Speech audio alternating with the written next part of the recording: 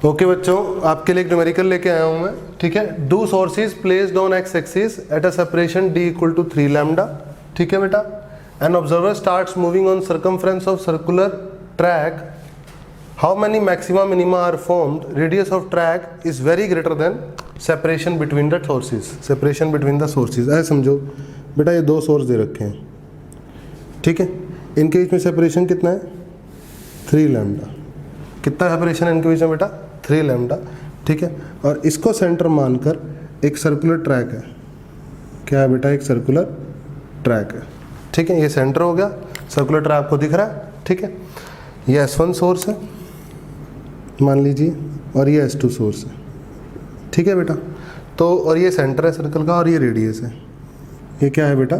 Radius. तो पूछा इस सर्कुलर ट्रैक पर कितने मैक्सिमा और कितने मिनिमा बनेंगे, ठीक है। तो क्या करेंगे आप? इंटरफेरेंस होगा, S1 वेव इंटरफेरेंस करेगी S2 के साथ। बोलो S1 वाली वेव, S1 वाला सोर्स अपने अंदर से वेव्स भेजेगा, S2 वाला सोर्स भी अपने अंदर से वेव्स भेजेगा बेटा। दोनों सोर्सेज कोहेरेंट है। दोनों कैसे सोर्सेज हैं? कोहेरेंट, ऐसा गिवन है, कोहेरेंट सोर्सेज है, ठीक है। तो अगर मैं इसी की बात करूं तो मान लो ये यहाँ से यहाँ तक हो गया, और ये यहाँ से यहाँ तक हो गया, ऐसे, ठीक है बेटा, ऐसे मान लो, सही है। तो ये P पॉइंट हो गया जनरल। ये क्या हो गया बेटा? जनरल P पॉइंट हो गया, सही है। ये 3 लैम्डा, ये रेडियस है सर्कल का। इस सर्कल का क्या है? रेडियस। सर्कल के रेडियस के सामने 3 लैम्डा बहुत छोटा नंबर है, बहुत छोटा नंबर है। तो मैं क्या कर सकता हूँ बेटा? इससे इसके ऊपर परपेंडिकुलर गिरा सकता हूँ पार्ट डिफरेंस निकालने के लिए। S1P minus S2P is what? Delta x, that is what? Path difference, that is path difference, ठीक है बेटा, सही। अब एक बात बताओ, ये 3 लैम्डा है। अगर मैं इस एंगल को थीटा बोलूँ, देखो ध्यान से, अगर इस एंगल को थीटा बोलें तो लगभग लगभग ये एंगल भी थीटा है, और लगभग लगभग ये एंगल भी थीटा है। ऐसा क्यों? ऐसा क्यों बेटा? ये तीनों एंगल लगभग लगभग थीटा क्यों है? क्योंकि ये तीनों रेज लगभग लगभग क्या है? पैरेलल। क्यों पैरेलल है? मैंने आपको बताया था कि ये सेपरेशन बहुत दूर है बेटा। ये देखो, एक साइड बहुत छोटी है और एक साइड बहुत, दो साइड है जो ट्रायंगल की वो बहुत बड़ी है। तो ये लगभग लगभग ऐसा लगेगा कि कहाँ मीट कर रही हैं? इन्फानाइट पे जाके मीट कर रही हैं। और ये एंगल कितना है? लगभग लगभग 0 डिग्री। ये एंगल कितना है? लगभग लगभग बेटा 0 डिग्री एंगल लगेगा ये, ठीक है। क्यों एंगल 0 डिग्री लगेगा लगभग लगभग? क्योंकि बुध बहुत दूर जाके मीट कर रही हैं, बहुत दूर जाके मीट कर रही है। अगर एंगल 0 डिग्री होगा तो ये लगभग लगभग क्या होंगी बेटा? पैरेलल होंगी। अगर ये लगभग लगभग पैरेलल होंगी तो ये दोनों एंगल लगभग लगभग क्या होंगे बेटा? सेम होंगे। क्या होंगे? सेम। सिमिलर, वही ट्रिक लगाई जो मैंने को पहले बता रखी है, ठीक है। अब आप एक काम कर सकते हो, आपने क्या किया, इस ट्रायंगल में ध्यान से देखो, मैं अब थोड़ा सा आपको समझा रहा हूँ आपको, ठीक है। इस ट्रायंगल को देखो, ये O मान लो, ठीक है। तो ये है S1, ये है S2, ठीक है, और ये ऐसे है और इस पर परपेंडिकुलर गिराया गया है, ठीक है बेटा। और ये एंगल थीटा है। ये एंगल क्या है बेटा? थीटा। और ये कितना है? 3 लैम्डा। कितना है ये? 3 लैम्डा। तो ये पार्ट डिफरेंस कितना आएगा? यही तो होगा पार्ट डिफरेंस, डेल्टा एक्स। बोलो बेटा, ये बहुत दूर जाके मिल रही है ना, रेडियस बहुत बड़ा है, ठीक है। लगभग लगभग क्या है ये? पैरेलल। बोलो, मैंने बताया ना आपको, ये दोनों ले लगभग लगभग क्या है? पैरेलल। क्यों? क्योंकि ये एंगल लगभग लगभग क्या है? 0 डिग्री, क्योंकि ये रेडियस क्या है? बहुत बड़ा, ठीक है। ठीक है बेटा, तो पार्ट डिफरेंस क्या आने वाला है यहाँ से? पार्ट डिफरेंस समझ में आया कितना आएगा? 3 lambda cos theta. 3 lambda cos theta is the path difference. यहाँ तक बात कंप्लीट हुई, ठीक है बेटा। अब बात करते हैं कंस्ट्रक्टिव की। किसकी बात करते हैं? कंस्ट्रक्टिव इंटरफेरेंस की, मतलब मैक्सिमा की। किसकी? मैक्सिमा की। कंस्ट्रक्टिव इंटरफेरेंस मतलब मैक्सिमा। इंटरफेरेंस मतलब मैक्सिमा, इसकी बात करते हैं। मतलब मैक्सिमम जहाँ पे लाइट होगी, मतलब जहाँ पे ब्राइट होगा। क्या होगा? ब्राइट, ठीक है। तो पार्ट डिफरेंस क्या होना चाहिए मैक्सिमा के लिए? n लैम्डा होना चाहिए, यानी 3 lambda cos theta should be equal to what? n lambda. Lambda से लैम्डा गया तो कोस थीटा की वैल्यू क्या आ गई? n/3। कोस थीटा की वैल्यू कितनी आ गई? n/3, ठीक है बेटा, n/3 आई। कोस थीटा की रेंज क्या होती है? -1 से 1, तो n/3 की रेंज होगी -1 से 1। तो -3 से 3 आ गया n की वैल्यू, -3 से 3 आ गया n की वैल्यू। यानी n की वैल्यू क्या क्या आ गई मेरे पास? n की वैल्यू 0 हो सकती है, 1 हो सकती है, 2 हो सकती है, 3 हो सकती है, -1 हो सकती है, -2 हो सकती है, -3 हो सकती है, ठीक है। 7 वैल्यूज़ आ गई मेरे पास n की। n इंटीजर है, 7 वैल्यूज़ n की मेरे पास आ गई, ठीक है। अब मैं आपको प्लॉट करके दिखाता हूँ कि कहाँ कहाँ क्या क्या बनेगा, ठीक है बेटा। अब समझते हैं इस बात को। थीटा आपको पता है वो क्या है? सेंटर से एंगल, ठीक है ना। अब इधर ध्यान से देखते हैं, मैक्सिमा के लिए बना रहा हूँ। किसके लिए? मैक्सिमा के लिए। ध्यान से देखेंगे सभी बच्चे, ठीक, इंपॉर्टेंट है यहाँ पर, ठीक है बेटा।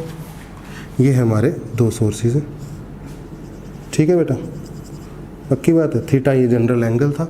सबसे पहली बात, जब n की वैल्यू थी 0, जब n की वैल्यू क्या थी? 0, n की वैल्यू 0 थी तो cos थीटा कितना आया? For n equal to 0। सबसे पहले मैं n की वैल्यू 0 ले रहा हूँ, चलो यहीं पर ही कर देते हैं। n की वैल्यू जब 0 ली तो cos थीटा की वैल्यू कितनी आई? 0। cos थीटा की वैल्यू 0 आई तो यानी एंगल कितना आया? 90 और 270। एंगल कितना आया? 90 डिग्री और 270, मतलब दो मैक्सिमा बने इससे कोरस्पॉन्डिंग, एक 90 डिग्री वाला बना और एक 270 डिग्री वाला बना।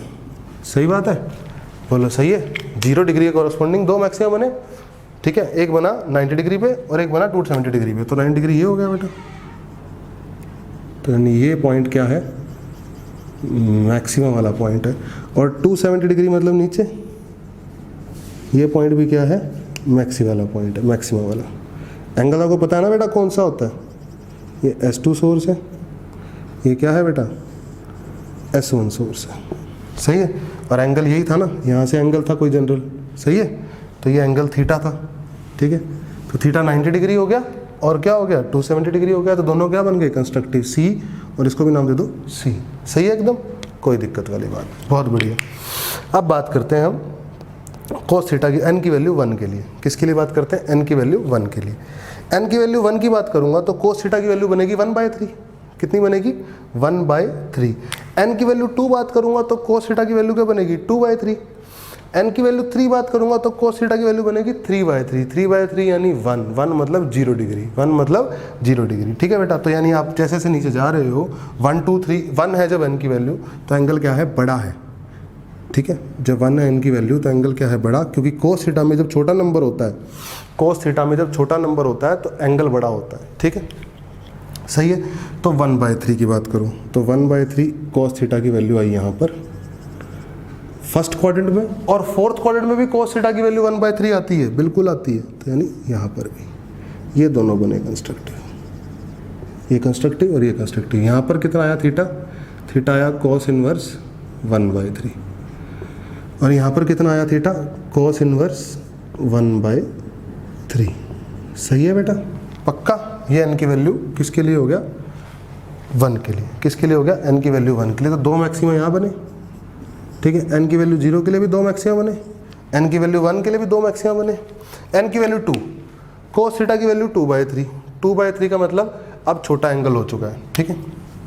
तो छोटा एंगल हो चुका है तो यहाँ पे कहीं पे ये क्या है? कंस्ट्रक्टिव। और सिमिलर फोर्थ क्वाड्रेंट में भी cos थीटा 2/3 आएगा, यहाँ भी क्या है? कंस्ट्रक्टिव। और ये कितना? थीटा, थीटा आएगा cos इनवर्स 2/3, क्योंकि जैसे जैसे वैल्यू बढ़ती जाती है, cos थीटा की वैल्यू बड़ी होती चली जाती है, वैसे वैसे एंगल छोटा होता चला जाता है, ठीक है ना। यहाँ क्या आएगा? थीटा आएगा cos इनवर्स 2/3, क्योंकि cos थीटा की वैल्यू 2/3 दो क्वाड्रेंट में होती है, ठीक है, एक फर्स्ट और एक फोर्थ। सही है बेटा। तो यानी 2/3 के भी दो मैक्सिमा हुए, सही है। अब बात करते हैं 3, n की वैल्यू 3, n की वैल्यू 3 डालोगे तो 3/3 1 हो गया। तो cos थीटा 1 कितना पे होता है? 0 डिग्री पे, सिर्फ 0 डिग्री पे, यानी एक मैक्सिमा 0 डिग्री ये हुआ, यानी ये मैक्सिमा, ये भी कंस्ट्रक्टिव है। और थीटा आ गया 0 डिग्री। कितना आ गया थीटा यहाँ पे? 0 डिग्री। सही है बेटा, समझ में आया आपको यहाँ तक? बहुत अच्छे से समझ में आया होगा। चलो लेट्स स्टार्ट विद -1। -1 डालता हूँ जब मैं, cos थीटा की वैल्यू -1/3। -1/3 होगी सेकंड या थर्ड क्वाड्रेंट में, ठीक है। और ये 1/3 थी तो बिल्कुल यही एंगल होगा इस तरफ, ठीक है, और इस तरफ भी यही एंगल होगा, तो ये कंस्ट्रक्टिव होगा। और थीटा की वैल्यू होगी cos इनवर्स -1/3। यहाँ भी थीटा की वैल्यू होगी cos इनवर्स, कंस्ट्रक्टिव होगा, थीटा की वैल्यू होगी cos इनवर्स -1/3। सही है बेटा, बोलो फिर नेक्स्ट। अब इस पर भी दो मैक्सिमा हो गए, -1 पे भी दो मैक्सिमा बने। -2 डालते हैं, -2 डालेंगे तो -2/3 आएगा। -2/3 इधर है तो -2/3 बिल्कुल इसके सामने होगा, इधर भी सेम इसके सामने होगा बिल्कुल, ठीक है बेटा। थोड़ा इसको इधर बना लो ताकि सिमेट्रिक नज़र आए, इसके साथ है बिल्कुल, ऐसे बना लो, ठीक है, उसमें कोई इशू नहीं है, ठीक है, कोई दिक्कत नहीं। तो ये बन गया, ये आ गया कंस्ट्रक्टिव और ये भी आ गया कंस्ट्रक्टिव, और यहाँ पर थीटा की वैल्यू हुई कॉस इनवर्स -2/3। यहाँ पर भी कितनी हुई थीटा की वैल्यू कॉस इनवर्स -2/3। सही है, पक्का। फिर नेक्स्ट कब आएगा? अब ये हो गया, 2 मैक्सिमम बने इस पे भी। अब -3 डालो, -3/3 कितना हो गया? -1। -1 मतलब cos 180 डिग्री, cos 180 डिग्री मतलब 0 डिग्री यहाँ था तो 180 डिग्री इधर होगा। ये कंस्ट्रक्टिव हो गया, और थीटा की वैल्यू क्या आ गई? पाई, मतलब 180 डिग्री। कितना आ गया? पाई। तो कितने कंस्ट्रक्टिव हुए गिनो? 1 2 3 4 5 6 7 8 9 10 11 12। तो कितने मैक्सिमा बनेंगे? How many maxima? कितने मैक्सिमा बनेंगे? 12। और किस किस जगह में बनेंगे वही बता दिया मैंने, वो किस किस एंगल में बनेंगे वही बता दिया। अब चर्चा करेंगे डिस्ट्रक्टिव की, यानी मिनिमा की। अब चर्चा करते हैं मिनिमा की। मिनिमा कितने बनेंगे? ठीक है बेटा, मिनिमा कितने बनेंगे? तो कंस्ट्रक्टिव हमने बना लिए हैं, ठीक है। तो कंस्ट्रक्टिव यहाँ से हटा देते हैं हम, और मिनिमा पर चर्चा करते हैं, ठीक है। अब मिनिमा पर चर्चा करूँगा मैं, ध्यान से देखेंगे, ठीक है। तो मिनिमा के लिए पार्ट डिफरेंस की वैल्यू क्या हुई जल्दी बताओ? 2n - 1 λ/2 या +1 λ/2, एक ही बात होती है, उसमें कोई दिक्कत नहीं है, ठीक है। 2n - 1 λ/2 या +1 λ/2, ठीक है, = 3 λ cos थीटा। लैम्डा ने लैम्डा को मार गिराया, तो 2n - 1/6 आ गया cos थीटा। वैल्यू -1 से 1 जाती है, तो 2n - 1/6 की वैल्यू गई -1 से 1, ठीक है ना। -1 से 1 लगा दो यहाँ पे, ठीक है बेटा। तो इसको इधर करोगे तो -6 से 2n - 1 गया 6 तक, ठीक है। जब इधर जाएगा 7 बनेगा, और जब इधर जाएगा तो -5 बनेगा। तो -5 से 7 तक, और n की वैल्यू क्या होगी फिर? -2.5 से +3.5 तक। सही है। अब एक बात बताओ, n की वैल्यू इंटीजर होती है, फ्रैक्शन तो होती नहीं, तो यानी 3.5 भी नहीं होगा और 2.5 भी नहीं होगा। तो इक्वालिटी हटा देते हैं, तो n की वैल्यू क्या क्या होगी?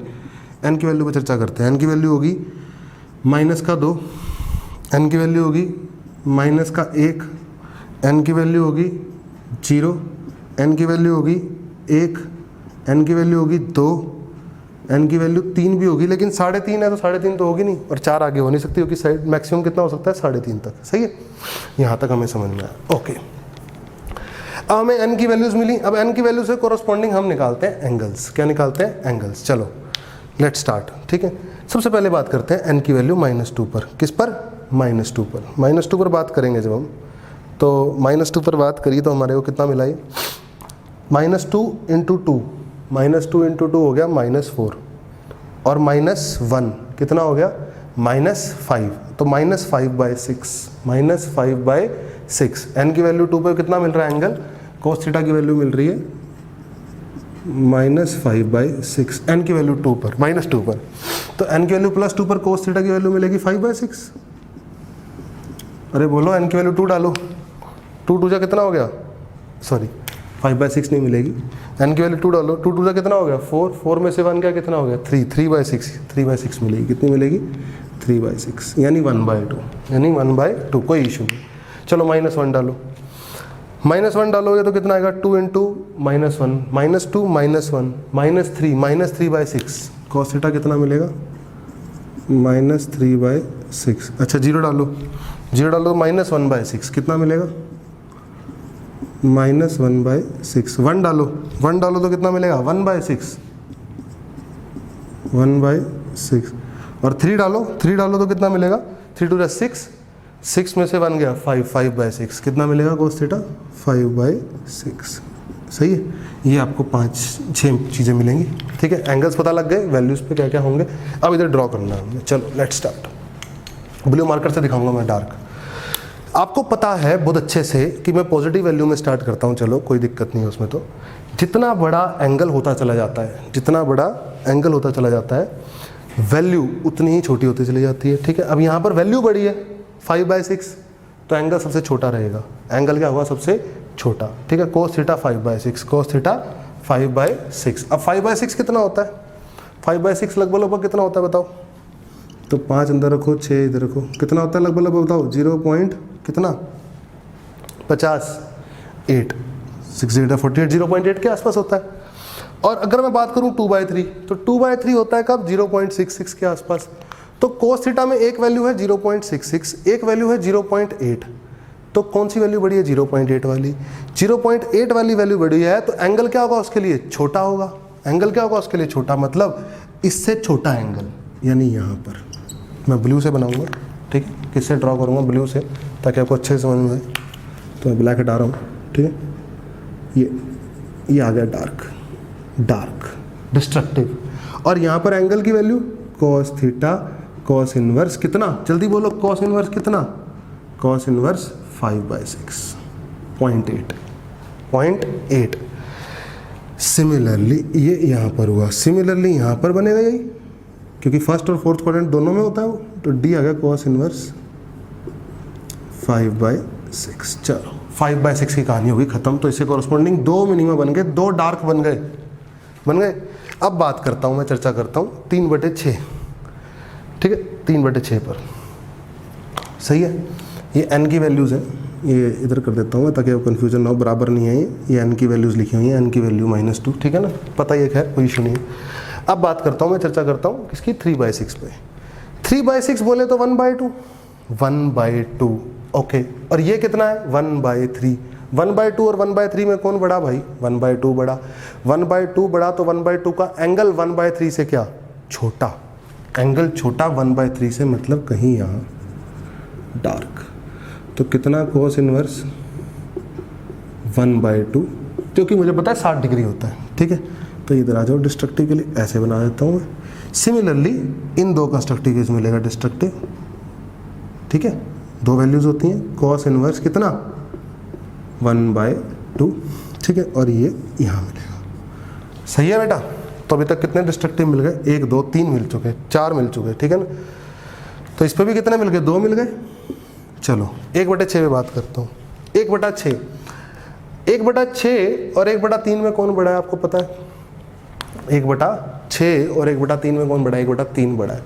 1/3 बड़ा तो 1/3 का एंगल छोटा है, तो यानी 1/6 का एंगल बड़ा होगा, यानी इधर 1/3 से एंगल बड़ा, यानी इधर डिस्ट्रक्टिव, इधर एंगल बड़ा डिस्ट्रक्टिव। सही है, इधर ऐसे और इधर ऐसे। और ये एंगल कितना? cos इनवर्स कितना? जल्दी बोलो। 1/6। ऊपर भी कितना? इसको हटा देते हैं, थीटा आएगा cos इनवर्स 1/6। सही है, इधर वाला काम हो चुका है, इसके कोरस्पॉन्डिंग भी 2 बन चुके हैं। चलो बहुत सुंदर हुआ। अब बात करता हूँ मैं -1/6 पे। हाँ जी, -1/6। जो काम 1/6 ने किया वही काम -1/6 करेगा। इधर 1/6 इधर था तो इधर -1/6 करेगा। सही है, थीटा हुआ cos इनवर्स -1/6 और ये बनेगा ऐसे।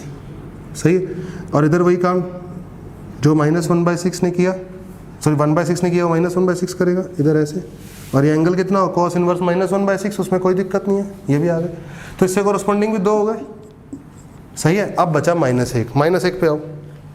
-1 डालते ही हो गया -3/6। तो जो काम 3/6 ने किया प्लस के 1/2 ने किया, वही काम क्या करेगा? इधर माइनस का 1/2 करेगा, सेम एंगल पर, ठीक है। तो 1/2 तो इधर आ जाएगा आपका डिस्ट्रक्टिव, ठीक है। cos इनवर्स 60 डिग्री आ गया ना, 1/2 60 डिग्री लिख देते हैं इसको, क्यों फालतू है cos इनवर्स लिखना, ठीक है।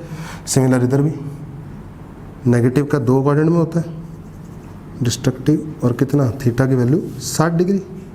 समझ रहे हो ना, ये 60 डिग्री है तो ये कितना होगा? ये कितना है? 60 डिग्री। किस तरफ से? एंगल एक्स एक्सिस से एंगल है 60 डिग्री, ठीक है ना। और पॉजिटिव एक्सिस से तो बड़ा है, पॉजिटिव एक्सिस से कितना बनेगा? ये पॉजिटिव एक्सिस से बनेगा 60 की जगह 120, ठीक है। और इधर कितना बनेगा? इधर कितना बनेगा? 180। 180 और 60 कितना? 240, ठीक है ना। वो कोई इशू नहीं है, आपको पता है, इतनी मैथ्स तो आप लोग जानते हो, ठीक है। इतना तो मान के चलूंगा मैं, ठीक है। तो इसके लिए भी 2 हो गए, 2 बन गए। अब आ जाओ -5/6। तो जो काम 5/6 प्लस ने किया था वही काम माइनस का 5/6 करेगा, यानी इधर डिस्ट्रक्टिव और इधर डिस्ट्रक्टिव। थोड़ा बाहर बना लेता हूँ इसको मैं, ठीक है, ताकि डायग्राम ख़राब ना हो। डिस्ट्रक्टिव इधर और इधर, ठीक है। और क्या एंगल? cos इनवर्स, जल्दी बोलो, शाबाश, cos इनवर्स माइनस का 5/6। माइनस का 5/6 आ रहा है ना, -5/6, यही काम यहाँ पे भी आएगा, थीटा कॉस इनवर्स माइनस का 5/6। सही है बेटा। तो कितने डिस्ट्रक्टिव बने? अब डिस्ट्रक्टिव पे मैं गोले लगा रहा हूँ, 1 2 3 4 5 6 7 8 9 10 11 12। तो 12 ही मिनिमम बने, 12 मैक्सिमम बने और 12 मिनिमम बने। और अच्छी बात देखो, हर दो कंस्ट्रक्टिव के बीच में एक डिस्ट्रक्टिव है, हर दो कंस्ट्रक्टिव के बीच में डिस्ट्रक्टिव है। देखो, दो कंस्ट्रक्टिव में डिस्ट्रक्टिव, फिर दो कंस्ट्रक्टिव के बीच में डिस्ट्रक्टिव, फिर दो कंस्ट्रक्टिव के बीच में डिस्ट्रक्टिव, दो कंस्ट्रक्टिव के बीच में एक डिस्ट्रक्टिव, दो कंस्ट्रक्टिव के बीच में। ऐसे भी समझ सकते हो कि दो डिस्ट्रक्टिव के बीच में एक कंस्ट्रक्टिव है। ठीक है, तो ये क्वेश्चन खत्म हुआ हमारा। ठीक है, होप करता हूँ कि सभी बच्चों को अच्छे से समझ में आया होगा। ठीक है, इसको अच्छे से करें। Okay students, thank you. Okay बच्चों, एक क्वेश्चन लेके आया हूँ आपके लिए। मोनोक्रोमेटिक लाइट दे रखी है। मोनोक्रोमेटिक मतलब ऐसी लाइट जिसके पास एक ही वेवलेंथ है, और वेवलेंथ है 5000 एंगस्ट्रॉम। YDSE में यूज़ कर रहे हैं, YDSE एक्सपेरिमेंट में उस लाइट को यूज़ कर रहे हैं, जिसमें स्लिट के बीच में विड्थ दे रखी है, दो स्लिट्स के बीच में विड्थ दे रखी है D, small d 1 millimetre. Distance between screen and slit यानी कैपिटल D 1 मीटर गिवन है। इंटेंसिटी दोनों स्लिट से, एक स्लिट से है 4I0 और एक स्लिट से है I0, दोनों स्लिट से सेम नहीं है। इस बार एक स्लिट से 4I0 है, एक स्लिट से I0 है। ठीक है, हमें निकालनी है पहले पार्ट में फ्रिंज विड्थ। ठीक है, दूसरे पार्ट बताना है डिस्टेंस ऑफ फिफ्थ मैक्सिमा, पांचवा मैक्सिमा सेंट्रल मैक्सिमा से कितना ऊपर बन रहा है। इंटेंसिटी बतानी है इस y पर 1/3 मिलीमीटर पर इंटेंसिटी, और डिस्टेंस बताना है 1000th मैक्सिमा का। ठीक है, सेंट्रल मैक्सिमा से ही बताना है, ऑफ कोर्स सी बात है, फ्रॉम सेंट्रल मैक्सिमा से ही बताना है। ठीक है, okay let's start one by one. पहला सवाल फ्रिंज विड्थ, पहला सवाल आया फ्रिंज विड्थ। ठीक है, फ्रिंज विड्थ करते हैं। फ्रिंज विड्थ का formula beta equal to lambda d/d। सही बात है, बहुत सिंपल है। अच्छा लैम्डा बताओ कितना है? 5000। 5000 क्या है? एंगस्ट्रॉम। एंगस्ट्रॉम को मीटर में कन्वर्ट करते हैं, कितना होता है? 10 की पावर -10, 10 की पावर -10 लैम्डा। डी, बड़ा डी कितना है? बड़ा डी 1 मीटर है, बहुत सुंदर। और छोटा डी कितना है? 1 मिलीमीटर है। 1 मिलीमीटर मतलब 10 की पावर -3 मीटर, 10 की पावर -3 मीटर। ठीक है, तो कोई दिक्कत नहीं है बेटा। 1 2 3 खत्म हुआ, 3 से ये बना 7, 10 की पावर -10 था ना, 7 बना। फिर ये -3 से -7 खत्म हुआ तो बचा -4। ठीक है, तो कितना आ गया? 0.5 मिलीमीटर। कितना आ गया? 0.5 मिलीमीटर। ठीक है, क्योंकि 10 की पावर -3 मिलीमीटर होता है। ठीक है, तो 0.5 लिख दिया और मिलीमीटर। फ्रिंज विड्थ आ गई हमारे पास। क्या आ गई? Fringe width. बहुत सुंदर, आसान था एकदम। दूसरा part, distance of fifth maxima central maxima से, यानी डेल्टा एक्स की वैल्यू क्या है? 5 लैम्डा। मैक्सिमा, फिफ्थ मैक्सिमा मतलब 5 लैम्डा। ठीक है, तो 5 लैम्डा कितना है? लैम्डा है 5000। एंगस्ट्रॉम मतलब 10 की पावर -10। ये आ गया डेल्टा एक्स। कितना आ गया ये? Delta x. अच्छा, डेल्टा एक्स की वैल्यू क्या होती है? D sine theta, T sine theta. Delta x कितना है? 5 × 5000 × 10 की पावर -10। छोटू डी कितना है? छोटू डी 1 × 10 की पावर -3 साइन थीटा आ गया। ठीक है मेरे बच्चे, कितना आ गया? 5 × 5 = 25, 25 आ गया। 25 के बाद 1 2 3 0 खत्म हुई तो ये बना 7। ठीक है, -3 से ये गया तो बचा 4। 25 × कितना आ गया? 10 की पावर -4 साइन थीटा आ गया। ये एंगल आ गया। एंगल बहुत छोटा है, एंगल बहुत छोटा है। साइन थीटा को tan थीटा में कन्वर्ट कर सकता हूँ। ठीक है, तो y/d tan थीटा होता है, and approximate tan theta sine theta यहाँ पर कन्वर्ट हो सकता है क्योंकि एंगल छोटा है ना। एंगल क्या है? छोटा। तो कर दो, तो y कितना आ गया मेरे भाई? d tan थीटा या d साइन थीटा। d कितना है? 1 मिलीमीटर, तो बस 25 यानी 2.5 × 10 की पावर -3 मीटर, और 10 की पावर -3 अपने आप में मिलीमीटर होता है, तो 2.5 मिलीमीटर कर देते हैं इसको। इस पर बन रहा है फिफ्थ मैक्सिमा। पहला पार्ट भी खत्म, दूसरा पार्ट भी खत्म। तीसरा पार्ट, सी पार्ट, इंटेंसिटी के बारे में चर्चा करनी है, ठीक है। इंटेंसिटी के बारे में चर्चा करनी है तो मुझे देखना होगा कि इस y पर फेज कितना है, इस y पर फेज कितना है, ठीक है। कोई दिक्कत नहीं है बेटा। तो y/d क्या होता है, tan थीटा होता है। तो y कितना है, 1/3 मिलीमीटर बोले तो 10⁻³ d की वैल्यू है 1, tan थीटा। tan थीटा छोटा एंगल है बहुत, तो ये लगभग साइन थीटा के बराबर है। लगभग किसके बराबर है, साइन थीटा के बराबर है। अब डेल्टा एक्स क्या होता है बालक, d साइन थीटा। तो d कितना है, 10⁻³ और साइन थीटा tan थीटा बराबर है, तो 10⁻³ एक और आ गया और बटे में आ गया 3। ये आ गया डेल्टा एक्स, पार्ट डिफरेंस आ गया, पार्ट डिफरेंस। अच्छा, पार्ट डिफरेंस तो फेज डिफरेंस का फॉर्मूला होता है 2π/λ इंटू डेल्टा एक्स। बहुत सुंदर, अरे यही तो होता है, कितनी बार पढ़ाया है, ठीक है। तो बस डाल दो, वैल्यू तो डालनी है। 2π तो जानते हो बचपन से, लैम्डा वो रहा 5000 एंगस्ट्रॉम बोले तो 10⁻−10 और ऊपर आएगा डेल्टा एक्स यानी 10⁻⁶/3, 10⁻⁶/3। कोई दिक्कत ही नहीं है, मैं तो कहता हूँ कहीं से कहीं तक कोई दिक्कत ही नहीं है ना। तो 1 2 3 से बना ये 7, ध्यान से देखेंगे 7, ठीक है, 3 0 हटते ही। फिर 6 से ये 7 गया तो ऊपर बचा 10, कितना आ गया 10, तो 20 बना, 20/5 आ गया 4।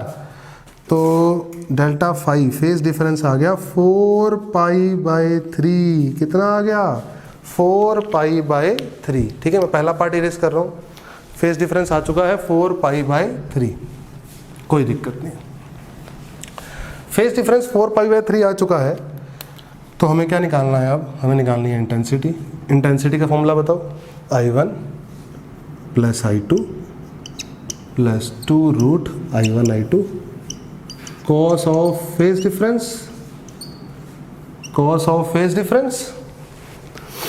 भाई I1 कितना है, I की जगह निकालूंगा, देखो I1 है 4I0, I2 कितना है I0 + 2√I1I2 यानी 2I0 into I0, 2I0 bus route हट गया ना, अरे ठीक तो है यार, √I0 ही तो बनेगा, कोस डेल्टा 5 4π/3 कितना एंगल होता है भाई, पाई को डालो 180, 180/6, 180/6 कितना बना, 180/3 कितना बना 60, 240 डिग्री, 240 डिग्री कोस 240 डिग्री कितना होता है, -1/2, कितना होता है -1/2, तो 2 ने इस 2 को गिराया, सही है, 4 और 1 बना 5, 5 में से गए 2, कितना आ गया 3I0। तो तीसरे पार्ट का आंसर आ गया 3I0, ठीक है, तीसरा पार्ट भी हो गया, इंटेंसिटी आ गई। अब हम बात करते हैं चौथे पार्ट की, किसकी बात करते हैं, चौथे पार्ट की। अब चौथे पार्ट में जो गलती होती है बच्चों से, वो देखो क्या होती है, मैं समझाता हूँ चौथे पार्ट में गलती क्या होती है। चौथे पार्ट में गलती समझाता हूँ।